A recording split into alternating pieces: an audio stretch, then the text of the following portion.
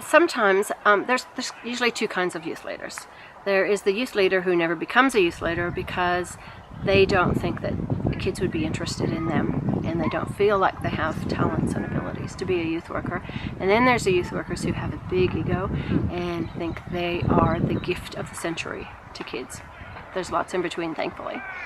If you don't feel like you have anything to offer kids, all kids want is somebody to care about them, and an adult who will listen to them and be their friend without strings.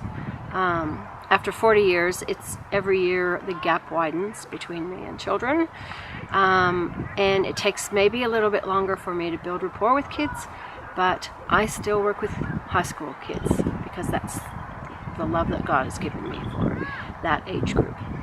So there's a lot of things that I usually recommend with youth leaders. The ones on the other end that are really good at things, when a kid tells you a story, don't better their story with a bigger and better. I'm sure you have bigger stories and better stories and you've done better things. Not the time to share that with a kid when they've shared something with you. Listen to kids' stories, hear where they're at, get to know them and what's important to them. Kids really don't care how much you can do. And if you're on the other end where you have a lot of education, well, they don't really care how much you know. All they want to know is that you care about them. And that's what's most important to them. So be yourself, but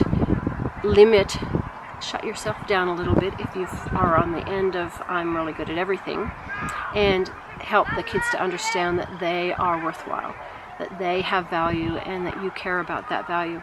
Great thing to do with kids. A kid is good at something that you don't know how to do, ask them to teach you. Let them be the teacher. Fall down, go skateboarding. I'd probably break my ankle, but don't do that. But let them teach you something that they're good at and that you aren't necessarily good at. Or find something that you can learn together so that you can laugh together and make mistakes together. We spend a lot of time just taking kids where they want to go, where they're comfortable. If they're comfortable at the skate park, go to the skate park, hang out, talk to them, but listen to them. There's a reason that God gave you 2 ears and 1 mouth, and it's much better to be listening to them than always to be speaking at them.